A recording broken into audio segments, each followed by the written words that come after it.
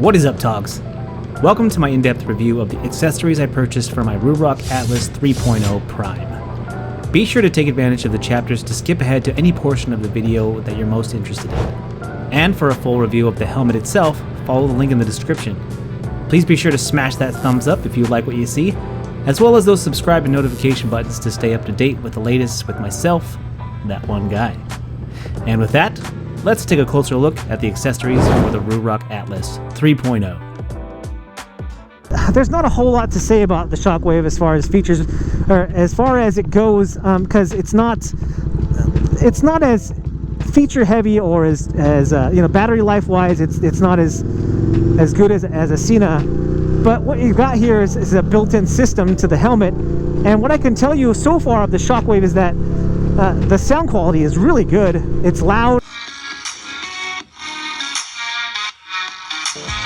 It does have a little bit of bass to it. You know, you can only expect so much from these little speakers that you put in your helmet, but it sounds great. It sounds really comparable to the Sena 10R speakers that I have in my Shark Spartan. So, I mean, initial impressions of my Shockwave are, yeah, it's great. It connects super fast to my phone. There's no issues with that either. And the fact that it's built into the helmet and doesn't add any bulk or much weight at all to the helmet is just it's just icing on the cake.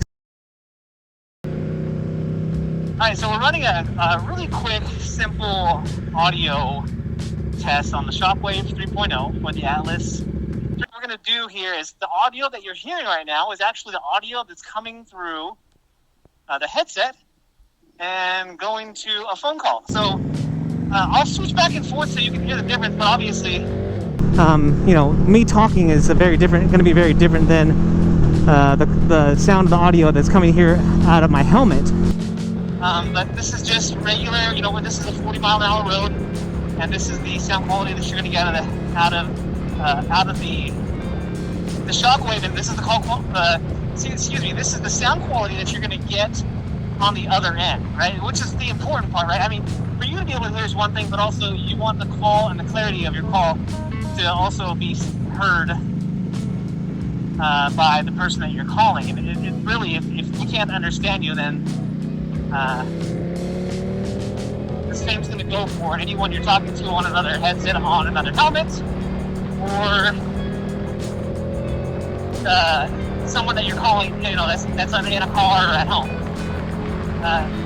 Now, obviously, the wind noise, the bike noise here at highway speeds, where we were going about, this isn't the actual miles per hour here, but the speed we're going right now is probably about 70 miles an hour. And so this is you're whether or not it's able to capture my voice clearly and also drown out the sound from the road and the wind. It's a testament, one, to the Shockwave itself and also to the noise level that you're going to get inside the Ruroc Atlas 3.0 helmet. So this is a basic test. We're going to highway speeds now, so you can get an idea of what it sounds like on the other end of the call. We also want to talk about the other accessory that I bought here that's extra.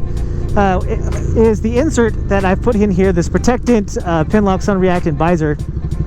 And this is one of the things that definitely, it's a bit pricey, but at the same time, if you watch, I'll put right here the video of the kind of a time lapse of how quickly the Pinlock visor adjusts to sun.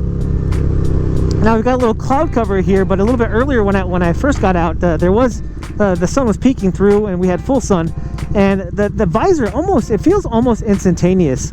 There wasn't ever a point where I was riding out, where I came out of my garage out into the daylight where I felt like I was squinting because the sun was bothering me. The way that the sun reactant visor adjusts almost immediately once you get out here in the sunlight is really, really impressive. I know that it goes a little even darker than it is right now because with cloud cover it's not super bright, but if we're brighter, I know that it would get darker because I've been out here in full sunlight before, and it definitely does get darker. So it makes the adjustment just enough to help protect your eyes from the glare of the sun. So it's super impressive. Again, to me, even though it is pricey, it's been worth it. And also the fact that it's Pinlock and it's got the anti-fog feature to it as well. You know, to me it's worth the investment, especially for somebody who wears glasses, who doesn't like to switch out my glasses for my sunglasses, having to put them in a case and then finding a place to put them. All of that for me was worth it. We're gonna test the ability for this helmet to drown out wind noise. So obviously the most important part of drowning out wind noise is, and bike noise as well, is on the highway. You know, when you're in town, most helmets are going to do pretty well for canceling out the noise around you, but on the highway, this is where it really matters. And it's kind of nice because we actually picked a day where it's windy too. So here we are at highway speeds, and I'm just going to be quiet so you can hear the raw sound that you'll get in the helmet, and then we'll take the plugs out, because right now the vent plugs are in, which is gonna, and I know for a fact because I've done it, is gonna decrease wind noise considerably. So here you go.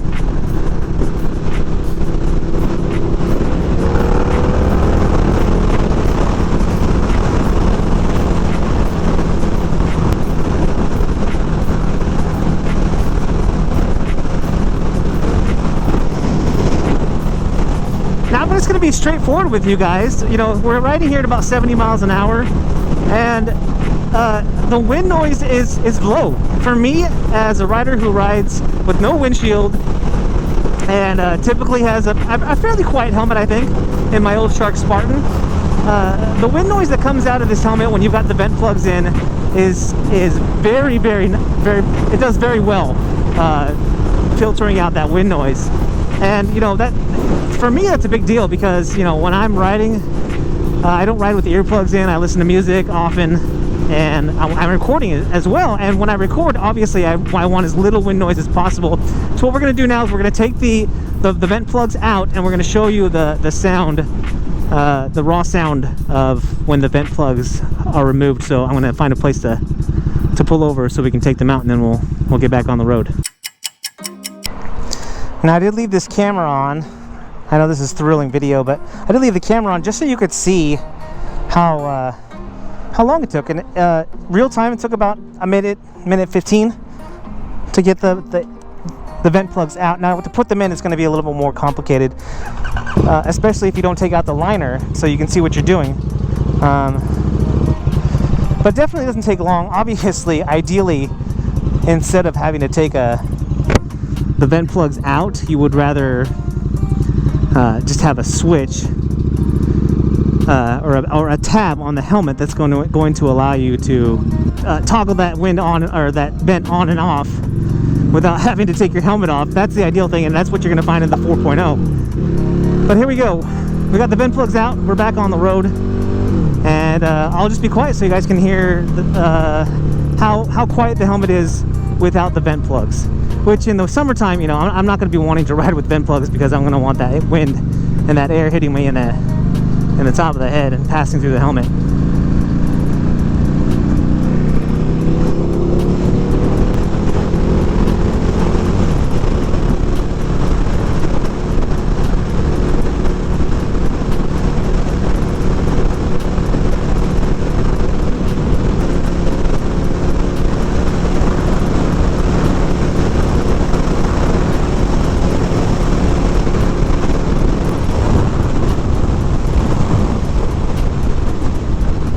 Alright, so here on a windy day, the wind's whipping around and making even more noise, and you know, it's always an interesting day on the motorcycle when you got high winds.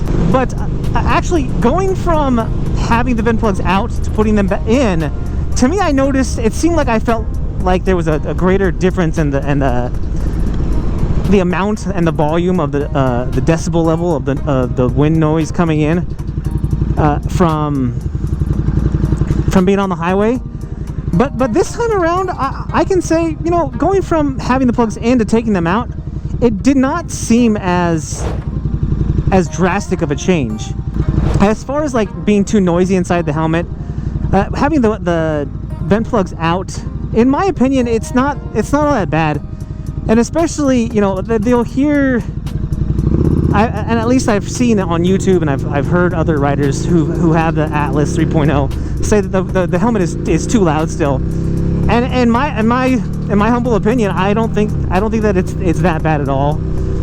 I think that wind noise and a noisy helmet is relative to the person riding. You know, if you have sensitive ears, or you're somebody who's not used to having like a really loud motorcycle, or somebody who's ridden with a very quiet helmet, and again, you're going to sacrifice for a quiet helmet, you're going to sacrifice the ventilation quality, the wind pass-through quality. You know, you're going to feel stuffy inside your helmet if it's quiet, because if it's quiet, it means that nothing's getting in, including air. So it's always a toss-up, and to me, there's a good balance here with the Atlas 4.0. So as far as the review goes for noise quality, if we're gonna be objective about it and give it like a grade, let's give it a scale here from 1 to 10, and 10 being the quietest and 1 being the loudest. I give this helmet like a 7.5 or an 8. I think that obviously when the vent plugs are in, I think that the helmet is considerably quieter, and when they're out, I still think it's manageable. I think maybe when the vent plugs are in, it's 7.5 or 8, and when the vent plugs are out, it's still like around a 6.5 or a 7. And by all means, if you have the Atlas 3.0 vent plugs or not, let me know what you guys think. Leave that in the comments. Okay, and the last thing that I'll talk about is really specific if you're a moto vlogger or somebody who likes to wear a camera on their helmet, is this chin mount.